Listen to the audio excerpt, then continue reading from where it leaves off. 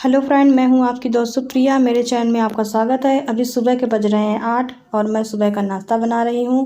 और आज है तिथि एकादशी और मेरे बेटे की आज सालगिरह है। तो पहले नाश्ते में पूड़ियाँ बनाऊंगी, फिर उसके बाद मैं इसमें पकौड़ियाँ तलूँगी। आज मेरे यहाँ कढ़ी चावल और रोटी बनता है, तो मैंने सोचा कि पहले पूड़ी बना लेती हूँ, फिर मैं इसमें पकौड़ियाँ कढ़ी के लिए निकाल। मेरा बेटा एकादशी की तिथि में हुआ था, इसलिए हम लोग एकादशी की तिथि में ही उसकी सालगिरह मनाते हैं। तो जैसा आप देख रहे हैं कि मैंने पकौड़ियाँ बना ली हैं। अब मैं कढ़ी की तैयारी करूँगी, तो फिर कढ़ी बनाऊँगी और फिर लंच की तैयारी करने के बाद फिर मैं शाम के पूजा की तैयारी करूँगी। तो शाम की पूजा में मेरे यहाँ बच्चे को टीका लगा के उसको दूध पिलाया जाता। अब मेरी कढ़ी बन रही है और कढ़ी बनने के बाद फिर मैं खाना सबके लिए लगाऊंगी। फिर सब लोग खाना खाने के बाद फिर मैं पूजा की तैयारी करूंगी। अब मेरी कढ़ी बन चुकी है, तो मैं उसमें पकौड़ी डाल देती हूँ। पकौड़ी डालने के बाद फिर मैं एक बार और इसको बॉईल करूँगी और फिर मैं सबको खाना लगा दूँगी। अब खाना खाने के बाद थोड़ा रेस्ट करने के बाद फिर मैं पूजा की तैयारी करूँगी। उसमें मैंने गुलगुले बनाए हैं और ये गुलगुले शाम की पूजा में काम आते हैं, तो मैंने सोचा कि पहले गुलगुले बना लेते हैं, उसके बाद फिर सारी तैयारी करते हैं। तो ये होता है, ये आटे में मीठा घोल डाल के इसके गुलगुले बनते हैं और यही चढ़ाए जाते हैं पूजा में। और जैसे मैं यहाँ पे अकेले हूँ, तो मैं सब अकेले ही तैयारी कर रही हूँ। वैसे मेरे यहाँ 5 सुहागले बुला के ही बच्चे को दूध पिलाया जाता है, तो मैं अकेले ही सब कर लेती हूँ। उसके बाद फिर मैं रंग लगाऊंगी, तो मैं रंग लगा रही हूँ यहाँ पे। रंग लगाने के बाद मैं बच्चे को भी तैयार करूँगी और उसको भी तैयार करके फिर मैं उसके टीका करूँगी। और मैं इसका बर्थडे भी मना देती हूँ, जो कि जिस डेट में ये हुआ था उस डेट में मैं इसका केक कटवा देती हूँ और छोटी मोटी पार्टी करा के इसका भी इंजॉयमेंट करा देती हूँ। तो मेरे दोनों बच्चे काफ़ी खुश हो जाते हैं और इनकी इंजॉयमेंट भी हो जाती है।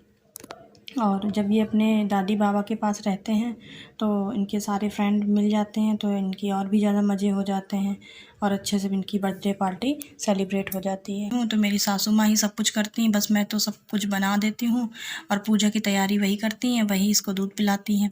अब यहाँ सासू माँ तो है नहीं, तो मुझे ही करना पड़ता है, मैं ही दूध पिलाती हूँ इसको। तो जब भी कोई जन होता है, तो मुझे अपने कानपुर में सबकी याद बहुत आती है। ऐसे अकेले ही करना पड़ता है, वहाँ रहती हूँ तो मेरी सासू माँ ही सब कुछ करती हैं और जैसे मैं कर पाती हूँ वैसे मैं अकेले कर लेती हूँ, ज़्यादा कुछ मैं नहीं करती। इसीलिए पास में मेरी बेटी बैठी हुई है, जो कि पूजा की विधि पूरी देख रही है और इसकी आदत है जो कुछ देख लेती है, फिर बाद में जब खेलती है ना, तब ये वही काम करती है। और मेरे यहाँ एक रिवाज है कि जब बच्चे के टीका हो जाता है, तो जो एक छोटा बच्चा ज़रूर बैठा के टीका लगाया जाता है। तो अब ये वेट कर रही है कि जल्दी भैया के टीका लगे, तो मैं भी अपने टीका लगवाऊँ। आज मेरी बेटी की सालगिरह हो गई है, अब कल से मैं अपने घर जाने की पैकिंग करूँगी और ज़्यादा हो जाता है क्योंकि घर में पैकिंग भी करनी पड़ती है और सर का सारा काम भी करना पड़ता है, बच्चों को भी देखना पड़ता है। तो उसके बाद मैं अपनी पैकिंग स्टार्ट करूँगी। और होली में इनको छुट्टी तो मिल नहीं पाई, तो हम लोग होली के बाद छुट्टी जा रहे हैं। हम लोग को छुट्टी क्या सितंबर में गई थी, अब मैं यहाँ अप्रैल में जाऊँगी। 6 महीने बाद हम लोग जाते हैं छुट्टी। 6 महीने बाद मैं अपने घर जा रही हूँ, तो मुझे बहुत खुशी हो रही है और मेरे बच्चे भी काफ़ी खुश हैं कि अपने दादी बाबा से मिलेंगे और सब अपने फ्रेंड से मिलेंगे। और मैं भी काफ़ी खुश हूँ कि काफ़ी टाइम बाद मैं अपनी मम्मी से और सारी बहनों से मिलूँगी जाके। तो पहले मैं ससुराल जाऊँगी, फिर मैं मायके जाऊँगी। मायके में फिर मैं अपनी दीदी के यहाँ भी जाऊँगी और दीदी का घर मेरे पास में है। एक मेरी छोटी सिस्टर है, उसका भी घर पास में है, तो मैं पूरा घूम के तब फिर मैं ये तो मेरे यहाँ कहीं जाते नहीं हैं और जब कहीं जाना होता तो ये मुझे छोड़ देते हैं मेरे बच्चों के साथ और फिर वापस चले आते हैं। तो मैं वहाँ पे रुक के 1 वीक या जब जितना भी मुझे रुकना, मैं रुक के अपने बच्चों के साथ फिर मैं वापस आ जाती हूँ।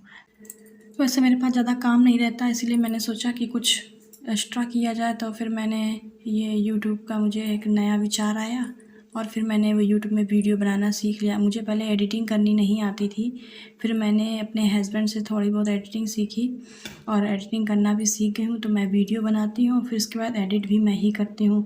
इससे मेरा टाइम पास भी हो जाता है और लोगों से मुलाकात और लोगों को जानने का मौका भी मिलता है। पहले मैं फ्री रहती थी पूरा टाइम, तो मैं सोचा करती थी मैं अब क्या करूँ क्या करूँ। तो अब मुझे एक नया ये मिल गया है सबसे मिलने का और बातें करने का। केरल में मैं जहाँ पे रहती हूँ वहाँ पे किसी को हिंदी नहीं आती, तो मुझे बहुत प्रॉब्लम होती थी यहाँ पे। मैं अकेले बोर हुआ करती थी और ये तो ड्यूटी चले जाते हैं, बच्चे दोनों अपने आपस में ही खेला करते थे, तो मैं भी परेशान हो जाती थी।